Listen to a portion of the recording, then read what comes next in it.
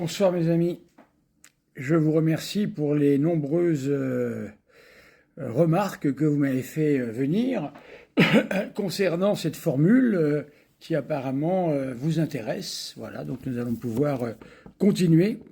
Vous savez que pour que je puisse continuer, il faut vraiment que j'ai des retours, des questions, des thèmes que vous souhaiteriez voir abordés. J'en ai déjà quelques-uns dont j'ai entendu parler, voilà, mais il m'en faudrait beaucoup plus.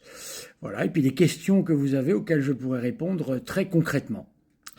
Alors, ce soir, je vais tout d'abord répondre à une question qui était posée dans la dernière édition que j'ai faite concernant la Sainte Écriture, la Bible. Voilà. Pourquoi est-ce que je n'ai pas conseillé de Bible? Tout d'abord, la spécificité d'un catholique, c'est pas la Bible. Nous ne sommes pas les gens du livre, nous ne sommes pas protestants, nous ne sommes pas évangéliques. Nous, la Bible, ce n'est pas le livre essentiel que nous devons avoir. D'ailleurs, nous ne parlons que très peu du terme Bible, nous parlons de la Sainte Écriture, c'est-à-dire effectivement le texte biblique, plus la tradition. Voilà. Et ça, où est-ce qu'on le trouve? Eh bien, dans les livres que je vous ai recommandés. Un missel est rempli de Bible, mais seulement mis dans un ordre particulier qui, en fait, est une catéchèse en soi, est un catéchisme en soi. Voilà. J'aurai l'occasion, lorsqu'on avancera un peu plus en avant, de présenter des missels un peu plus techniques, qui sont des missels qui pourront être utilisés par des catholiques un peu plus avancés. Mais pour le moment, j'ai proposé des livres de base, c'est-à-dire des livres qui servent pour faire son salut. Avec un missel, un catholique peut faire son salut, il n'y a pas besoin de la Bible. Voilà. Mais je parlerai de la Bible, bien évidemment, en son temps. Mais ce n'est pas l'urgence. L'urgence, c'est, avant d'aller à la messe, de préparer votre missel, voilà, de l'avoir sous les yeux pendant la messe et de pouvoir le relire ensuite. Voilà, c'est ça qui est important, avec les introductions des deux missels que j'ai indiqués. Je voulais ce soir vous parler de la paroisse. La paroisse. Comment choisir une paroisse? Alors, évidemment, on pourrait dire, ça dépend dans quel lieu on se trouve. Si on est à la campagne, malheureusement, l'état de l'Église actuellement fait que vous n'aurez pas grand choix. Et vous devrez certainement aller dans une ville avoisinante pour trouver une paroisse. Parce que se contenter de la présence d'un prêtre une fois par mois ou je ne sais quoi, ça ne suffit pas. Il vous faut une communauté chrétienne, une communauté catholique, dans laquelle vous allez pouvoir voir d'autres catholiques. Un catholique ne peut pas vivre comme Robinson Crusoe sur son île, c'est pas possible. Il faut qu'il soit avec d'autres catholiques. Alors comment choisit-on une paroisse?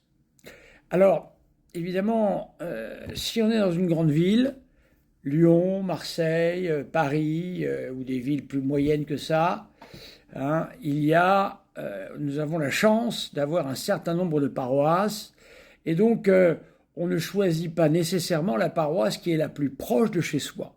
C'est pas parce que lorsque j'ouvre la porte de chez moi, il y a une église, que c'est nécessairement là que je vais aller. Il va falloir que je fasse des tests et que j'aille voir comment ça se passe dans une paroisse qui me semble intéressante. Que faut-il dans une paroisse? La messe bien célébrée, que ce soit celle de Paul VI, celle de Saint Pie V, la messe célébrée correctement, sans abus, sans... voilà. Alors à l'heure actuelle, tout de même, il y a une certaine génération de prêtres qui ne font pas de folie avec la messe. Donc on peut trouver, si on est dans une grande ville, assez facilement des messes tout à fait correctes. J'entends des fois des gens dire « mais je vais aller à la paroisse d'à côté parce qu'il faut aider le vieux prêtre qui y est ». Non. ce n'est pas à vous d'aller aider le vieux prêtre qui est sur la paroisse, c'est le vieux prêtre qui doit vous aider théoriquement. Alors, attention à ce que je dis, qui doit vous aider dans votre foi. Si le vieux prêtre a une bonne doctrine, pas de problème, bien sûr, car c'est l'essentiel. Je vais aller voir la messe, je vais aller voir si la messe est bien célébrée, c'est déjà une chose. Ensuite, je vais voir ce que dit le prêtre pendant l'homélie. Voilà. Si le prêtre dit des choses contraires au catéchisme ou au compendium, là, il y a un problème. Je ne peux pas rester dans une paroisse où le prêtre n'est pas fidèle à la foi catholique. C'est pas possible, car je vais y laisser la foi moi-même. Donc je dois trouver une paroisse où le prêtre, eh bien, même si les sermons peuvent être plus ou moins intéressants, au moins il dit la foi catholique. Voilà, c'est déjà une première chose. Deuxièmement, les sacrements. Est-ce que je peux m'y confesser? Se confesser, on en parlera, il faut à peu près se confesser entre une fois tous les 15 jours pour les plus fervents, à une fois tous les 2 mois minimum. Pour un catholique normal, c'est le minimum, c'est tous les 2 mois. Voilà. Évidemment, il y en a qui vont me dire, oui, mais le code de droit canon dit 1 fois par an. Oui, mais ça, c'est comme si je vous disais, pour rouler avec une voiture, il faut avoir le minimum d'huile. Ben oui, minimum d'huile, mais si ça descend et que je ne m'en rends pas compte, eh bien, le moteur, je peux le massacrer. Ben, c'est pareil pour ma vie chrétienne. Donc, il faut avoir ça en tête. Est-ce que la paroisse, ça s'appelle une paroisse d'élection? Est-ce que cette paroisse sur laquelle je vais aller, est-ce que je peux m'y confesser facilement? Voilà. La situation n'est pas la même si j'ai des enfants ou pas d'enfants. Si j'ai des enfants, il faut que je sache si je vais pouvoir avoir du scoutisme ou un patronage ou des œuvres de bonne tenue pour les y envoyer. Voilà, on ne se voit pas n'importe où. Ça fait partie de la question également. Ensuite, c'est la question de l'école. Où vais-je envoyer mes enfants à l'école? C'est une question très importante. Parfois, il vaut mieux envoyer ses enfants, dans la situation actuelle, dans une école laïque que dans une école catholique où on fait n'importe quoi. Voyez-vous? Parce que dire à son enfant qu'à l'école laïque, c'est normal qu'on dise des bêtises sur le bon Dieu, pour un enfant, il n'y a pas de problème. Quand un enfant vient d'une école catholique et que vous êtes obligé de prendre le contre-pied de ce qu'il y apprend, c'est pas possible. Vous comprenez? Parce que là, vous allez le perturber et vous risquez justement de mettre en péril sa foi. Donc vous aurez compris que l'essentiel pour le choix d'une paroisse catholique, c'est la foi. Voilà, la foi. La messe, les sacrements, l'enseignement, la doctrine qui est donnée, voilà, et les catholiques qui y sont bien évidemment. Mais ça, on a beaucoup de mal à les choisir. Voilà. Après, si on aime la messe Saint-Pie V, allez dans des messes Saint-Pie V. Mais ne soyez pas des idéologues. Ne commencez pas, si vous êtes un jeune catholique, jeune, on peut être jeune à 50 ans ou 60 ans, hein. Jeune dans la foi, 100 ans. J'en ai qui m'ont dit, oui, mais on n'est pas jeune, mais on vient entrer dans l'église. Jeune dans la foi, bien sûr. Ne commencez pas à vous mettre dans la tête qu'il n'y a qu'une seule messe possible, parce que sinon, vous ne pourrez pas pratiquer vraiment votre religion catholique. Pendant les vacances, vous n'êtes pas sûr de retrouver la messe Saint-Pie V.